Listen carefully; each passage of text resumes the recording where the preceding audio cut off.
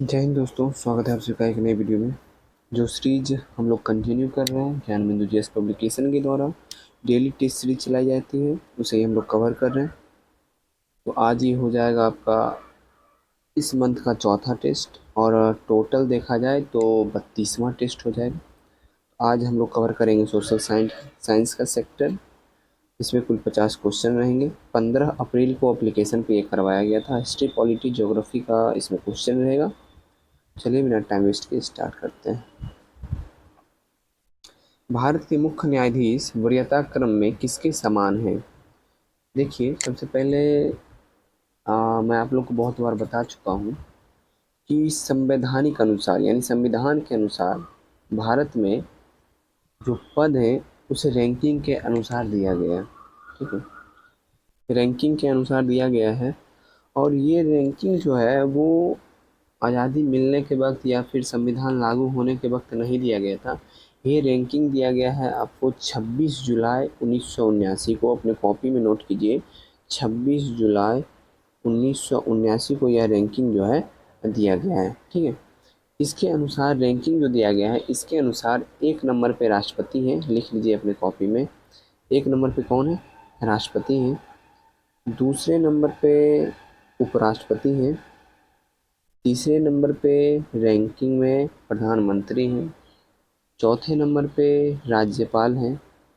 5वें नंबर पे भूतपूर्व राष्ट्रपति। और 5 के नंबर पे उप प्रधानमंत्री हैं। और 6ठे नंबर पे लोकसभा अध्यक्ष और भारत के मुख्य न्यायाधीश हैं। तो इसमें क्या पूछा गया है कि भारत के मुख्य न्यायाधीश का वरीयता क्रम किसके समान है? तो 6ठे नंबर पे रैंकिंग के अनुसार जो है लोकसभा अध्यक्ष और भारत के मुख्य न्यायाधीश की वरीयता क्रम है। ठीक है, राष्ट्रपति का 1 नंबर हो गया, उपराष्ट्रपति का 2 नंबर हो गया और प्रधानमंत्री का तीसरा रैंकिंग है। आगे बढ़ते हैं अब। चंद्रगुप्त मौर्य के दरबार में रहने वाला यूनानी राजदूत मेगास्थनीज ने किस संगम राज्य को मावर नाम से संबोधित किया था? देखिए, संगम राज्य में 3 राज्य था, चोल, चेर और पांड्य। 3 राज्य में इससे भी पहले जो बात जाननी है, चंद्रगुप्त मौर्य और सेल्यूकस निकेटर में लड़ाई हुई थी, जिसमें सेल्यूकस निकेटर हार गया था और वो अपनी पुत्री का विवाह जो है चंद्रगुप्त मौर्य के साथ करवा दिया था, जिसके बदले में चंद्रगुप्त मौर्य से बहुत सारा हाथी दिया था और बहुत सारी बातें हैं, वो बाद में बात कर लेंगे। आगे बात करते हैं। और उसी जो सेल्यूकस निकेटर की पुत्री थी, उसका देखरेख के लिए सेल्यूकस निकेटर अपना एक राजदूत छोड़ के गया था, जिसका नाम था मेगास्थनीज। और मेगास्थनीज जो है चंद्रगुप्त मौर्य के दरबार में रहता था। उसके द्वारा लिखी हुई पुस्तक है इंडिका। तो उसी इंडिका पुस्तक में जो है संगम राज्य का एक राज्य है जिसे मेगास्थनीज मावर नाम दिया है। क्या नाम दिया है? मावर नाम दिया है। वो राज्य है पांड्य राज्य। कौन सा राज्य है? पांड्य राज्य। और पांड्य राज्य की राजधानी थी मदुरै। ठीक है, पांड्य राज्य की राजधानी क्या थी? मदुरै। आगे बढ़ते हैं। भारत में पहली बार जनसंख्या नीति की घोषणा कब की गई? तो भारत में पहली बार जनसंख्या नीति की घोषणा जो है वो की गई थी 1952 में। कब की गई थी? 1952 में। नहीं, 1952 गलत हो जाएगा, 1976 में किया गया था। कब किया गया था? 1976 में। चलिए आगे बढ़ते हैं। भारत के संविधान के निम्नलिखित में से किस संशोधन में यह विहित किया गया कि राष्ट्रपति अथवा उपराष्ट्रपति दोनों के निर्वाचन शून्य घोषित किए जाने के बाद भी उनके द्वारा अपने पदों पर रहते हुए किए गए कार्य अमान्य नहीं होंगे? देखिए, इस क्वेश्चन को समझने वाला क्वेश्चन है। पहले मैं आपको समझा देता हूँ। अच्छा, अभी वर्तमान में राष्ट्रपति कौन है ये बताइए, और वर्तमान में उपराष्ट्रपति कौन है? आपको पता है कि वर्तमान में राष्ट्रपति द्रौपदी मुर्मू हैं और उपराष्ट्रपति जगदीप धनखड़ हैं। ठीक है, तो इनका जो कार्यकाल है 2022 से लेके 27 तक दोनों का कार्यकाल है। लेकिन ऐसा हो, मानिए कि ऐसा हो गया, सपोज कर रहा हूँ मैं, ऐसा मतलब हुआ नहीं है, होगा नहीं होगा पता नहीं, लेकिन मानते हैं कि 2025 में या 2024 में जो है उपराष्ट्रपति और राष्ट्रपति को सुप्रीम कोर्ट के द्वारा उनकी जो चुनाव हुई है उसे शून्य घोषित कर दिया गया, उसे निरस्त घोषित कर दिया गया, मान लेते हैं। ठीक है, तो इस क्वेश्चन में कह रहा है अगर उसे शून्य घोषित कर दिया जाएगा तो जिस समय वो पद पे थे, मतलब 2022 से लेके 2025 तक तो वो पद पे थे, उस दौरान वो बैठे तो नहीं होंगे, कुछ ना कुछ तो काम कर रहे होंगे। वो जो काम किए हैं वो काम मान्य होगा या अमान्य नहीं होगा, वो काम जो है अमान्य नहीं होगा, यह किस संविधान संशोधन में प्रावधान किया गया था, ये क्वेश्चन पूछ रहा है। ठीक है, तो इसका आंसर क्या हो जाएगा, इसका आंसर हो जाएगा 39वां संविधान संशोधन 1975 में यह प्रावधान किया गया था। ठीक है, इसमें एक और इम्पोर्टेंट संशोधन दिया है, उसे देख लेते हैं। 26वां संविधान संशोधन 1971, इसके तहत क्या किया गया था, देखिए जब आज़ादी हो रही थी, मतलब जब देश आज़ाद हुआ था, उस समय जो है सरदार वल्लभ भाई पटेल के नेतृत्व में जितने भी देसी रियासत थे उससे कुछ कुछ अधिकार छीन लिया गया था या फिर मांग लिया था, जो भी समझिए, थोड़ा सा अधिकार। फिर भी उनके पास जो है देसी रियासत के पास बहुत सारे अधिकार थे। लेकिन 26वां संविधान संशोधन 1971 में इंदिरा गांधी की सरकार थी, तो इनके द्वारा जो है देसी रियासत के राजा महाराजा के सभी अधिकार छीन लिए गए, ले लिए गए, और जो भी देसी रियासत के राजा महाराजा थे वो भारत के एक आम नागरिक की तरह रहने लगे उस समय से। ठीक है, इस चीज़ को भी ध्यान रखिएगा। आगे बढ़ते हैं। विजयनगर में भंडारवाद ग्राम निम्नलिखित में से किसका संदर्भ प्रदान करता है। देखिए जिस तरह से कोई भी, जैसे विजयनगर साम्राज्य था, विजयनगर साम्राज्य में कोई तो राजा रहता होगा, जैसे विजयनगर की स्थापना हरिहर बुक्का किया, कोई तो उस समय शासक रहते होंगे। उस शासक के द्वारा जिस ग्राम में रहते होंगे, जिस गांव में वो पर्सनली रहते होंगे, उस गांव को भंडारवाद ग्राम कहते थे। क्या कहते थे, भंडारवाद ग्राम कहते थे। इसलिए इसका आंसर हो जाएगा प्रत्यक्ष रूप से राजकीय नियंत्रण वाली भूमि। ठीक है, जिस गांव में वो रहते थे प्रत्यक्ष रूप से खुद, उसी गांव को भंडारवाद ग्राम कहा जाता था। और यह दिया हुआ यहाँ देखिए, वह भूमि जो नायकों को प्रदान किया जाता है। नायक किसे कहते हैं, जो युद्ध में जो सेनापति होते थे, युद्ध में जो सेनापति होते थे उन्हें नायक कहा जाता था। और नायक को जो है ना, मतलब पैसे नहीं दिए जाते थे, उन लोगों को भूमि ही दिया जाता था। तो उस भूमि को क्या कहा जाता था, उस भूमि को अमरम कहा जाता था। क्या कहा जाता था, अमरम।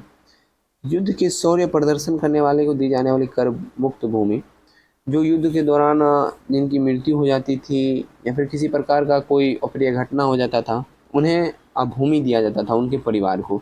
तो उसे क्या कहा जाता था, उसे कहा जाता था रत कोड़गे। क्या कहा जाता था, रत कोड़गे। लिख लीजिएगा अपनी कॉपी में। चलिए आगे बढ़ते हैं। भारतीय रेलवे के संबंध में निम्नलिखित में से कौन सा कथन सही नहीं है। तो भारतीय रेलवे के संबंध में कौन सा कथन सही नहीं है। संपूर्ण कोंकण तट भारतीय रेल का नेटवर्क विकसित हो चुका है, बिल्कुल सही है। वर्तमान में भारत के पास विश्व का सबसे बड़ा रेलवे नेटवर्क है, सबसे बड़ा नहीं है, यही गलत हो गया। तो इसमें नहीं है पूछ रहा है, यानी गलत। तो ऑप्शन नंबर बी आंसर होगा, चौथा है। क्या है, चौथा स्थान है भारत का रेलवे में। हिमालय क्षेत्र में रेलवे लाइन की सघनता बहुत कम है। हाँ, पहाड़ी क्षेत्र होने के कारण यहाँ पे रेलवे लाइन की सघनता बहुत कम है, ये भी सही है। उत्तर भारत में मैदानी क्षेत्र में रेलवे का नेटवर्क सघन है। हाँ, ये भी बात सही है। आगे बढ़ते हैं। निम्नलिखित में से कौन सिविल समाज की संकल्पना प्रस्तुत करने वाला प्रथम समाज शास्त्री था। तो सिविल समाज की संकल्पना प्रस्तुत करने वाला प्रथम समाज शास्त्री कौन था, तो ये था एडम फर्ग्यूसन। कौन था, एडम फर्ग्यूसन। एक सेकेंड, चलिए नेक्स्ट क्वेश्चन है। निम्नलिखित आयोगों समितियों को उनके गठन के तिथि के आधार पर काल क्रमानुसार व्यवस्थित कीजिए। चलिए व्यवस्थित कर देते हैं। सबसे पहले सार्जेंट योजना दिया लिखा हुआ, तो इसके बारे में जान लेते हैं। सार्जेंट योजना आया था 1944 में। नेक्स्ट है हंटर आयोग, तो हंटर आयोग आया है 1882 में। नेक्स्ट है वुड डिस्पैच पत्र, ये आया है आपका 1854 में। सैडलर आयोग 1917 में। और हार्टोग आयोग जो है, हार्टोग समिति, ये आया है 1929 में। तो इसके अनुसार आप मैच कर लीजिएगा कौन सा आंसर होगा। फिर भी हम देख लेते हैं। तो इसमें हो जाएगा सबसे पहले आपका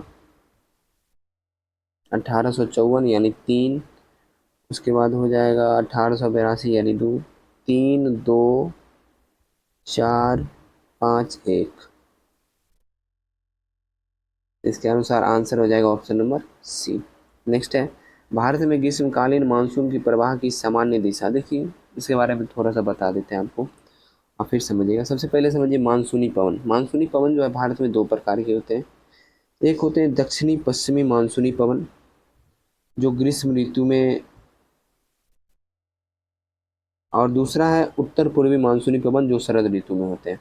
ठीक है, तो दक्षिणी पश्चिमी मानसूनी पवन जो है वो दक्षिणी पश्चिम से लेके उत्तर पूर्व की ओर बहती है, और उत्तर पूर्वी मानसूनी पवन जो है वो उत्तर पूर्व से लेके दक्षिण पश्चिम की तरफ बहती है। ठीक है, इसमें पूछा जा रहा है कि ग्रीष्मकालीन मानसूनी पवन, तो ग्रीष्मकालीन मानसूनी पवन अभी मैं आपको बताया हूँ कि दक्षिणी पश्चिमी मानसूनी पवन ही ग्रीष्मकालीन मानसूनी पवन होती है। तो इसका आंसर क्या होगा, सामान्य प्रवाह की दिशा क्या होगी, तो सामान्य प्रवाह की दिशा होगी दक्षिणी पश्चिम से उत्तर पूर्व की ओर।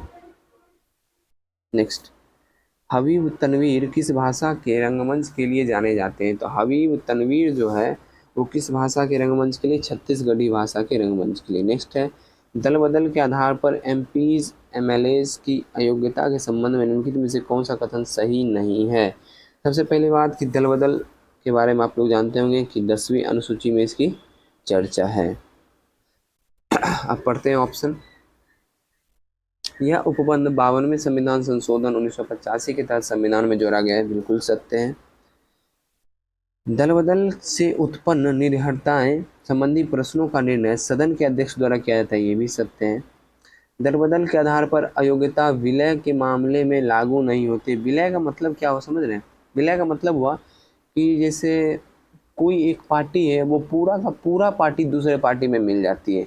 जैसे अभी जदयू है वो हो सकता है कि भविष्य में जाके बीजेपी में पूरा का पूरा पूर्ण रूप से मिल जाए, तो इसे ही विलय बोलते हैं। ठीक है, दल बदल कानून केवल राजनीतिक दलों के सदस्यों के लिए, यह कानून निर्दलीय सदस्य पर लागू नहीं होता है। ये पॉइंट जो है बिल्कुल गलत है, तो इसका आंसर हो जाएगा ऑप्शन नंबर डी, क्योंकि यह पॉइंट जो है, यह कानून जो है वह निर्दलीय सदस्य के लिए भी लागू होता है।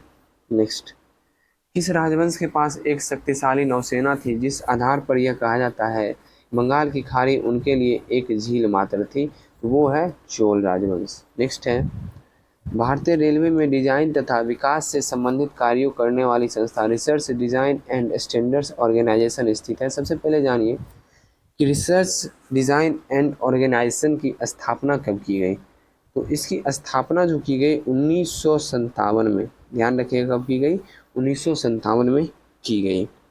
और कहाँ पे की गई, यही क्वेश्चन भी पूछा गया, या फिर कहाँ स्थित है, तो यह स्थित है लखनऊ में। भारत में निम्नलिखित में से कौन सा संवैधानिक निकाय है। संवैधानिक निकाय का मतलब आप लोग जानते हैं क्या होता है संवैधानिक निकाय। संवैधानिक निकाय वैसी संस्था को बोला जाता है जो संस्था संविधान में दिए गए अनुच्छेद के अंतर्गत बनाए जाते हैं, उसे ही संवैधानिक निकाय या संवैधानिक संस्था कहा जाता है। तो इसमें से सिर्फ एक जो है यानी राष्ट्रीय अनुसूचित जाति आयोग जो अनुच्छेद 338 के तहत बनाए गए हैं, सिर्फ एक ही संवैधानिक संस्था या संवैधानिक निकाय है। बाकी राष्ट्रीय मानवाधिकार आयोग, राष्ट्रीय महिला आयोग और राष्ट्रीय बाल संरक्षण आयोग, ये तीनों जो है सांविधिक निकाय है। क्या है, ये तीनों सांविधिक निकाय है।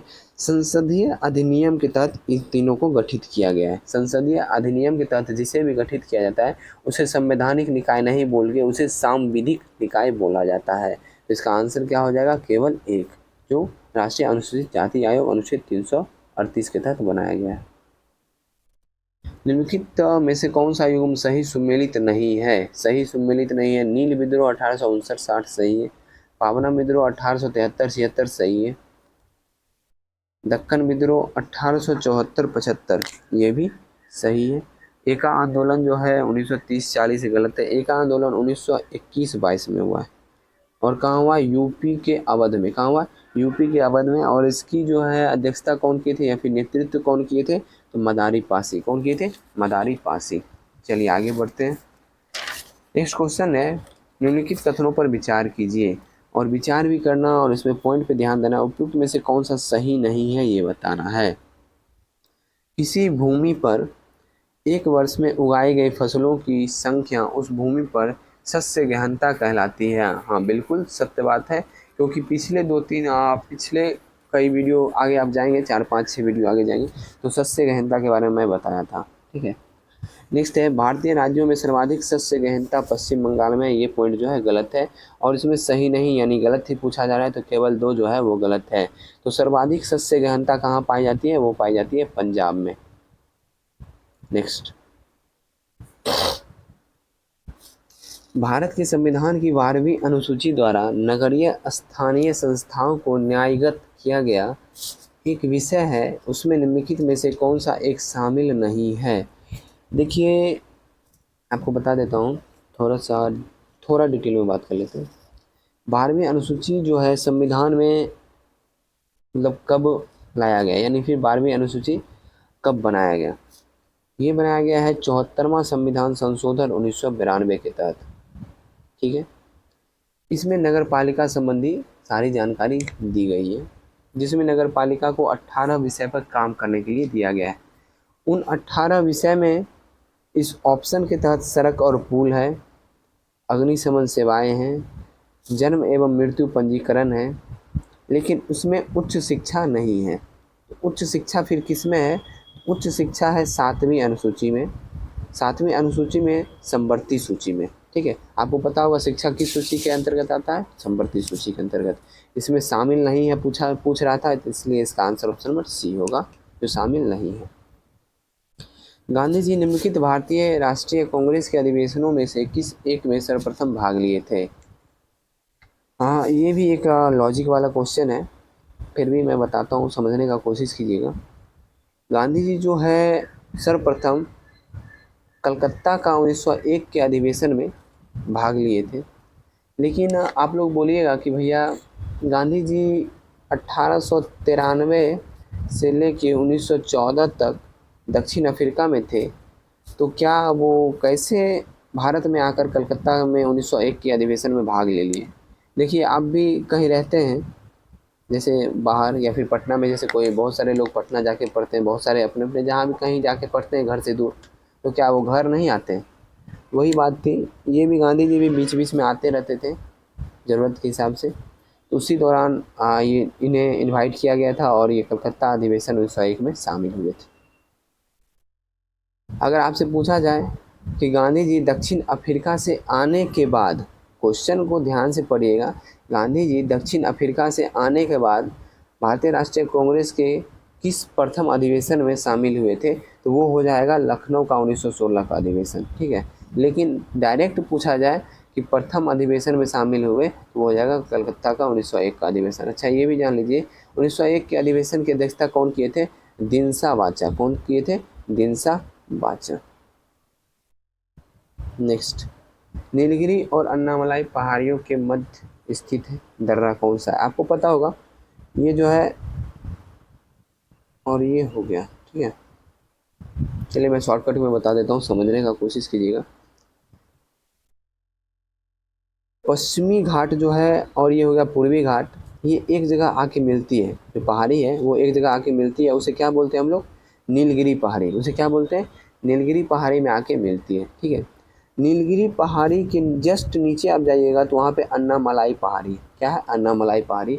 और नीलगिरी पहाड़ी हो गया, अन्नामलाई पहाड़ी हो गया, इसके बीच में एक दर्रा है, वो दर्रा कौन सा है, उस दर्रा का नाम है पालघाट दर्रा। इसका आंसर हो जाएगा पालघाट दर्रा। और अन्नामलाई पहाड़ी के नीचे सबसे नीचे जाइएगा तो एकदम लास्ट पॉइंट पे जो केरल और तमिलनाडु दोनों का हिस्सा है, वहाँ पे है कार्डेमम की पहाड़ी, जिसे इलायची की पहाड़ी कहा जाता है।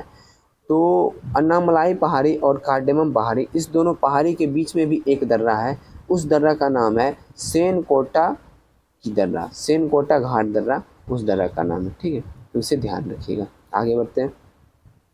ललित कला एकेडमी का क्षेत्रीय केंद्र निम्नलिखित में से कौन सा एक नहीं है। ललित कला एकेडमी का क्षेत्रीय केंद्र निम्नलिखित में से कौन सा एक नहीं है। सबसे पहली बात, इस क्वेश्चन में ये क्वेश्चन पूछने का कोई अर्थ नहीं है, अर्थ मतलब नहीं है कि व्यू नहीं था। इस क्वेश्चन में ये जानने का व्यू था कि ललित कला एकेडमी की स्थापना कब हुई थी। इसमें सबसे इम्पोर्टेंट पॉइंट वही है। तो इसकी स्थापना जो है यानी फिर गठन जो है 1954 में हुआ था, इसे जान लीजिएगा। बाकी इसका आंसर जो है लखनऊ, भुवनेश्वर और चेन्नई, इस तीनों स्थान पे जो है इसका क्षेत्रीय एकेडमी है, लेकिन मुंबई में इसका क्षेत्रीय एकेडमी नहीं है। तो इसका आंसर ऑप्शन नंबर डी हो जाएगा। नेक्स्ट, निम्नलिखित कथनों पर विचार कीजिए। 5वीं अनुसूची के तहत आने वाले अनुसूचित क्षेत्रों हेतु जनजातीय सलाहकार का गठन करना अनिवार्य है। तो हाँ, अनिवार्य तो है। और आपको मैं बता दूं कि जनजातीय सलाहकार परिषद में कुल 3 सदस्य होते हैं। ठीक है, नेक्स्ट है 6ठी अनुसूची के जनजातियों का स्वायत्त जिले के रूप में प्रशासित किया जाता है। बिल्कुल सत्य है। इसमें पूछा जा रहा है कौन सा सही नहीं है, तो दोनों सही है। इसका मतलब इसका आंसर हो जाएगा ना तो 1 ना तो 2। कनिष्क के दरबार में निम्नलिखित विद्वानों में से किसको कनिष्क संरक्षण प्रदान करता था? देखिए, कनिष्क के दरबार में अश्वघोष, नागार्जुन, वसुमित्र और अन्य भी विद्वान रहते थे। तो कनिष्क के जितने भी विद्वान थे उन सभी को संरक्षण देता था, इसलिए इसका आंसर इनमें से सभी होगा।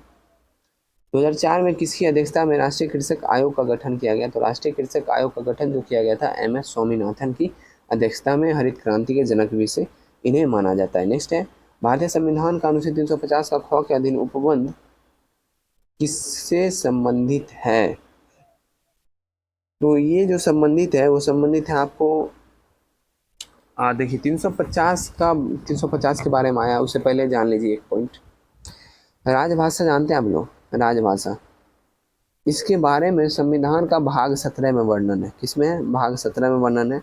भाग 17 जो है अनुच्छेद 343 से लेकर 351 तक है, और 343 से लेकर 351 के बीच में ही 350 का ख भी आता है। इसका मतलब ये भी संबंधित है राजभाषा से।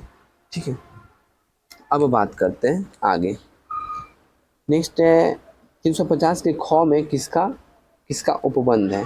तो इसका उपबंध है भारतीय अल्पसंख्यकों के लिए दिए गए विशेष पदाधिकारी की नियुक्ति। इसका उपबंध है 350 के ख में। नेक्स्ट, और ये हिंदी भाषा के लिए विकास 351 में दिया हुआ है, ध्यान रखिएगा। नेक्स्ट आगे बढ़ते हैं। किस मुगल बादशाह ने अकबर द्वारा अपनाई गई सिजदा को समाप्त कर चहार ए तस्लीम की परंपरा शुरू की? चलिए देखिए, अकबर द्वारा अपनाया गया था सिजदा। सिजदा का मतलब था कि कोई भी व्यक्ति, कोई भी मंत्री, चाहे कोई भी हो, राजा के पास आता है यानी फिर अकबर के पास आता है तो वो एक बार सर झुकाएगा अकबर के सामने। इससे एक डिसिप्लिन के रूप में स्टार्ट किया गया था, मतलब जिससे कि डिसिप्लिन बना रहे। तो इसी चीज़ को समाप्त करके शाहजहाँ द्वारा जो है उसे और कठिन कर दिया गया, जिसका नाम दिया गया चहार ए तस्लीम। क्या नाम दिया गया? चहार ए तस्लीम, शाहजहाँ के द्वारा।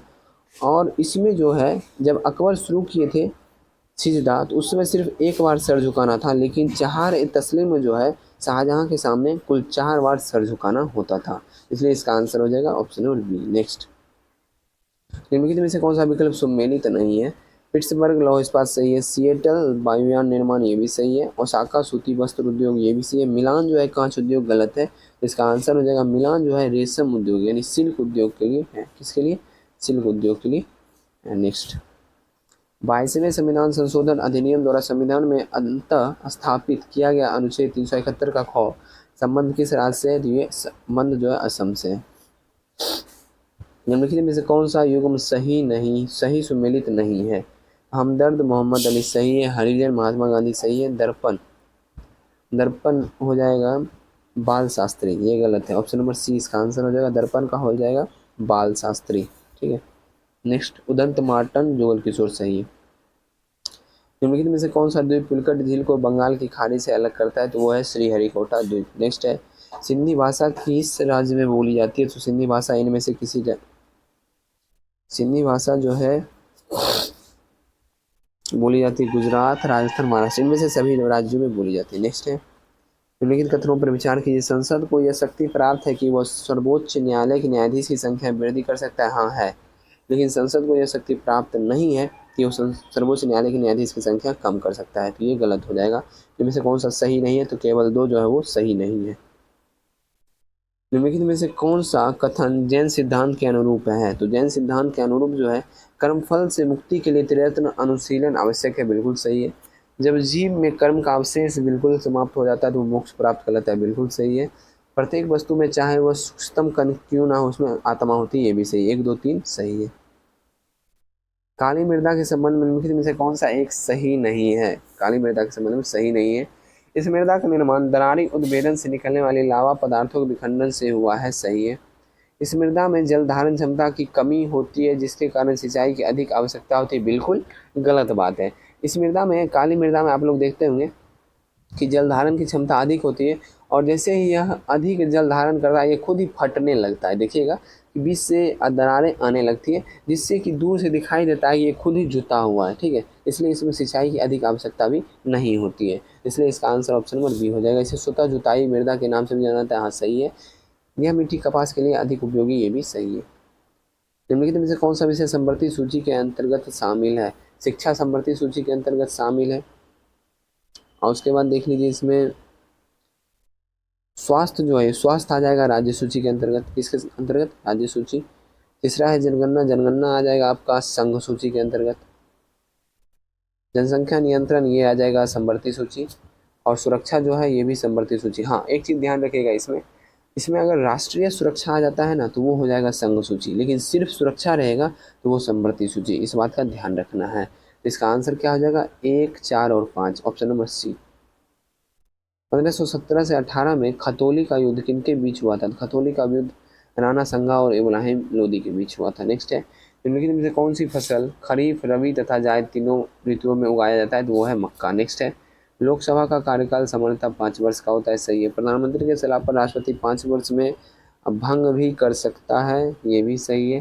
संसद जितनी बार चाहे बढ़ा सकता है, शर्त यह है कि आपातकाल की घोषणा प्रवर्तन हो, ये भी सही है। उपयुक्त में से सभी सही है। नेक्स्ट है, सर सैयद अहमद खान द्वारा चलाए गए अलीगढ़ आंदोलन के विरोध में कौन सा मुस्लिम सुधारवादी आंदोलन था? देवबंद आंदोलन था। कौन था? देवबंद आंदोलन। देखिए विरोध में था क्यों? अलीगढ़ आंदोलन जो चलाया गया था सर सैयद अहमद खान के द्वारा, मतलब इस आंदोलन का कहना था कि भारत में जो शिक्षा है वो अंग्रेजी पद्धति पे चले, लेकिन देवबंद आंदोलन का कहना था नहीं, ये चलेगा अब शिक्षा भारत में भारतीय पद्धति पर। तो कुछ पॉइंट ऐसे थे जिसकी वजह से विरोध में थे, तो इसका आंसर देवबंद आंदोलन होगा। नेक्स्ट, विश्व की सर्वाधिक ऊंची चोटी माउंट एवरेस्ट सागरमाथा निम्नलिखित में से किस हिमालय में स्थित है? देखिए जितने भी ऊंची चोटी है वो माउंट एवरेस्ट के बृहद हिमालय यानी महान हिमालय में ही स्थित है। नेक्स्ट, निम्नलिखित में से किस प्रसिद्ध लोक नृत्य का संबंध बिहार राज्य से नहीं है? तो चौलर जो लोक नृत्य है इसका संबंध बिहार राज्य से नहीं है, इसका संबंध यूपी से। राष्ट्रीय महिला आयोग की रिपोर्ट पर विचार करने हेतु बनी संसद महिला सशक्तिकरण संबंधी समिति में कुल कितने सदस्य होते हैं? मैं आपको बता दूं, इसमें कुल 30 सदस्य होते हैं। 20 होते हैं लोकसभा के और 10 होते हैं राज्यसभा के। ठीक है, चलिए आगे बढ़ते हैं। निम्नांकित में से कौन सा विकल्प सही सुमेलित है? कौन सा सही सुमेलित है? अनहैप्पी इंडिया, वीरेंद्र कुमार घोष गलत है। क्या होगा? लाला लाजपत राय होगा। इंडियन फिलोसफी, बाल गंगाधर तिलक गलत है। The philosophy of the bomb, Bhagwati चरण बौद्ध, ये सही है। An introduction of dreamland, dreamland यहाँ पे होना चाहिए था। एन इंट्रोडक्शन ऑफ ड्रीमलैंड ये भगत सिंह का है। ठीक है, भगत सिंह द्वारा लिखा गया। नेक्स्ट, निम्नलिखित में से कौन सुमेलित नहीं है? तो सेल्वास दक्षिणी ब्राज़ील कौन सुमेलित है पूछा जा रहा है, गलत हो गया। पंपास चिली गलत है। कंपोज उत्तरी ब्राज़ील गलत है। लानोज वेनेजुएला, सिर्फ एक सही है, ऑप्शन नंबर डी। तो ये तीनों कौन मतलब सेल्वास किस देश का है, कंपास किस देश का है और कंपोज किस देश का है, कमेंट में बताइएगा। जलियांवाला बाग हत्याकांड की जांच हेतु कांग्रेस ने किसकी अध्यक्षता में एक समिति नियुक्त की थी? तो ये मदन मोहन मालवीय की अध्यक्षता में। नेक्स्ट है, जब कोई वित्त या धन विधेयक, यहाँ पे धन काट दीजिए, धन को काट दीजिए तब क्वेश्चन सही होगा। वित्त विधेयक राज्य विधान मंडल द्वारा पारित कर राज्यपाल के स्वीकृति के लिए भेजा जाता है तो राज्यपाल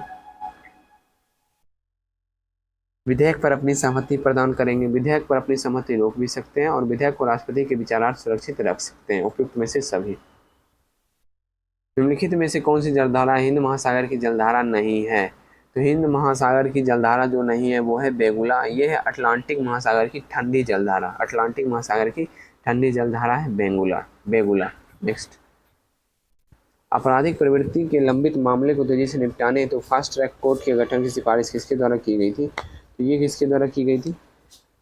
ये की गई थी 11वें वित्त आयोग के द्वारा। 11वें वित्त आयोग कौन थे ये आप मुझे कमेंट में बताइएगा। नेक्स्ट, मतलब 11वें वित्त आयोग के अध्यक्ष कौन थे? 1945 में शिमला सम्मेलन का आयोजन किसके लिए किया गया था? तो शिमला सम्मेलन का आयोजन किया गया था बेबेल प्रस्ताव को विचार विमर्श हेतु। निम्नलिखित में से कौन सा एक ठंडी स्थानीय पवन है? ठंडी स्थानीय पवन पूछा जा रहा है, तो ये इनमें से कौन सा हो जाएगा? ये हो जाएगा पेम्पेरो। कौन सा है? पेम्पेरो। नेक्स्ट है प्रसिद्ध विरूपाक्ष मंदिर कहाँ स्थित है? तो प्रसिद्ध विरूपाक्ष मंदिर जो है वो हम्पी में स्थित है। आज का सेट यही समाप्त हो गया। सेट पसंद आया वीडियो को लाइक कर दीजिए, चैनल पे नए हैं चैनल को सब्सक्राइब कर लीजिए। PDF टेलीग्राम पे 9 बजे दे दिया जाएगा और वीडियो सॉल्यूशन जो है वो 10 बजे डेली मिलता है। अपने दोस्तों को ज़रूर शेयर कीजिएगा जो इसे खरीद के नहीं पढ़ सकते। मिलते हैं नेक्स्ट वीडियो में। जय हिंद।